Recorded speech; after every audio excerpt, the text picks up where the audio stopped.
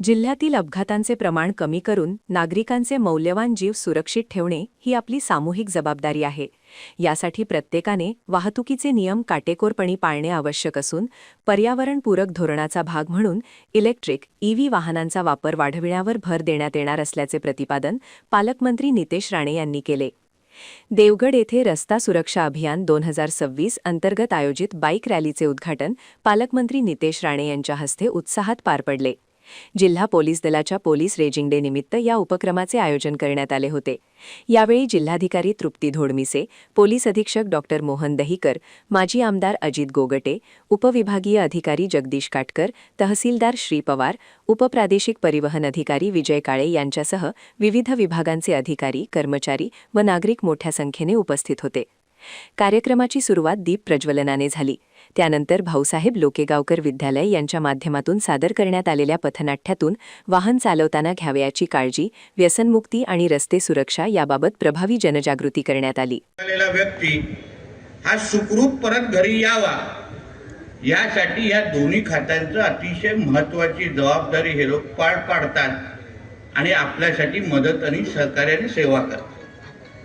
आणि म्हणून आजची ही जी बाईक रॅली आहे, आजचा हा जो उपक्रम आहे, मी माझ्या देवगडकरांना विनंती करणार आहे की नुसता हा एक कार्यक्रम म्हणून तुम्ही हा इकडे पाहू नका की आमचे SP साहेब आलेले आहेत, जिल्हाधिकारी आलेले आहेत म्हणून कुठला तरी एक कार्यक्रमाला उपस्थिती लावायची, घरी जायचं, कपडे बदलायचे आणि गप्प बसायचं, एवढ्यापर्यंत हा कार्यक्रम नाही।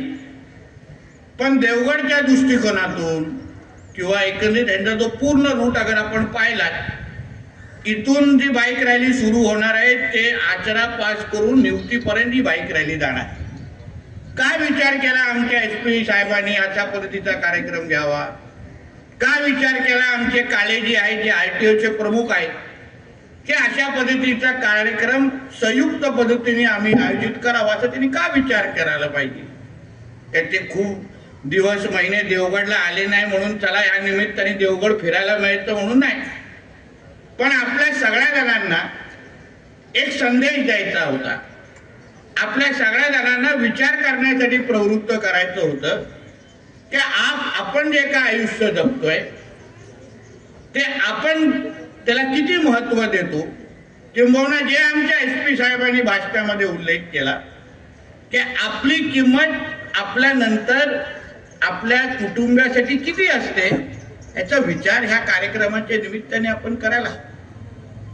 मी एक लोकांमध्ये वावरणारा एक कार्यकर्ता आहे, लोकसेवक आहे आणि सातत्याने लोकांमध्ये फिरत असताना, समाजामध्ये वावरत असताना मला असंख्य अशी उदाहरणं दिसतात ज्यामुळे आपण एवढा सगळा आपल्या आयुष्याला एवढा हलक्यात घेतो की आपल्याला कळतच नाही की आपल्या मागे किती लोक आपल्या घरी आपली वाट पाहत असतात।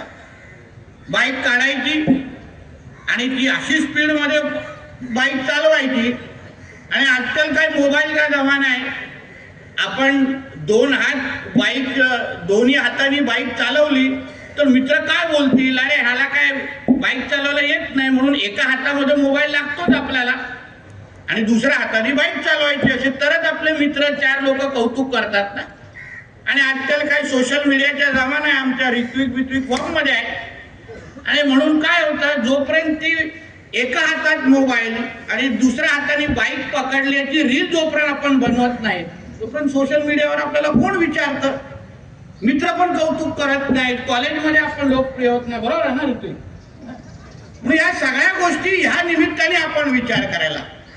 मला आठवतो मी ह्याच रस्त्यावरून जातो, नाव घेणार नाही, पण माझ्यात एक कार्यकर्त्याचा मुलगा निवडणुकीच्या निमित्ताने आम्हाला एका स्पॉटवरून दुसऱ्या स्पॉटपर्यंत जायचं होतं निवडणुकीच्या निमित्ताने।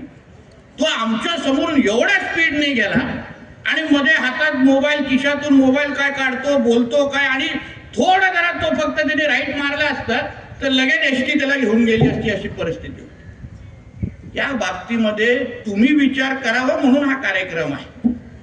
आपण या देवगड जामसांडे शहरामध्ये राहत असताना, ग्रामीण भागामध्ये वावरत असताना, कोस्टल पूर्ण शहर किनारपट्टीवर आपण फिरत असताना आपण रस्ता सुरक्षेच्या संदर्भात जे काही नियम आहेत ते ह्या निमित्ताने थोडं वाचून घ्यावेत, लहान मुलांना पालकांनी शिकवावेत, तरुण तरुणींनी आवर्जून थोडा वेळ घालून बघावे, ह्यासाठी हा कार्यक्रम आहे.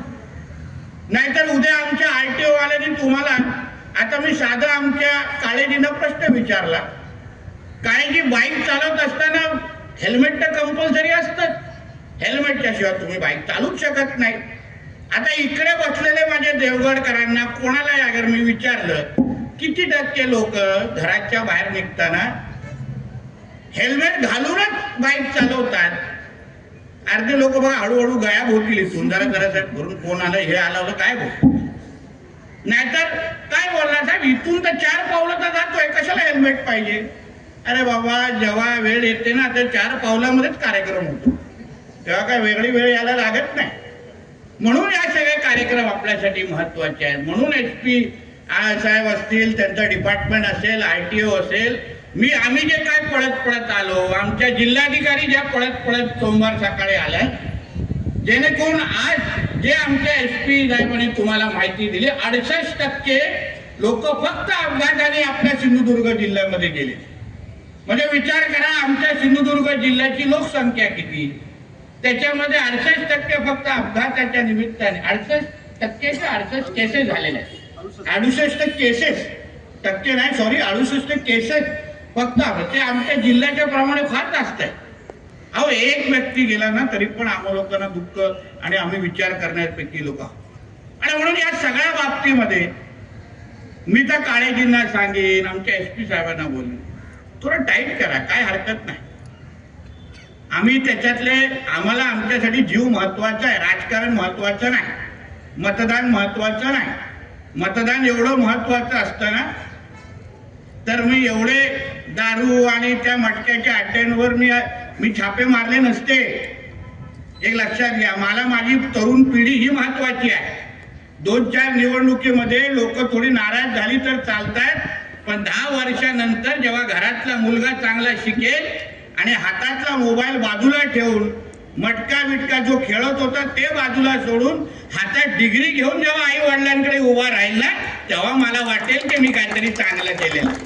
मग एक निवडणुका हरलो तरी चालेल, पण तो मुलगा किंवा त्या आई वडिलांच्या चेहऱ्यावर जेव्हा मला समाधान दिसेल आणि माझ्या सिंधुदुर्ग जिल्ह्यातला जेव्हा तरुण कुठल्या तरी चांगल्या पदावर जाऊन बसेल, तेव्हा माझ्यासारख्या व्यक्ती खरा म्हणतात अभिमान वाटेल. म्हणून या सगळ्या कार्यक्रमाच्या निमित्ताने आपण सगळ्या जणांनी विचार करावा.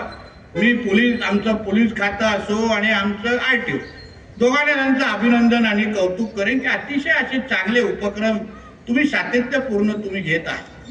मला काळेजींनी सांगितलं, हाच कार्यक्रम गेल्या वर्षी ओरसला झालेला आहे, तेव्हापासून त्या एका वर्षामध्ये 11% या सगळ्या अपघाताने आपल्या जिल्ह्यामध्ये कमी झालेले आहे.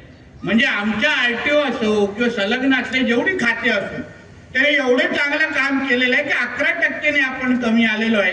तरी पण काळेजींना सांगेन, मी 11%वर समाधानी राहणारा व्यक्ती नाही, मला अजून पाहिजे कमी.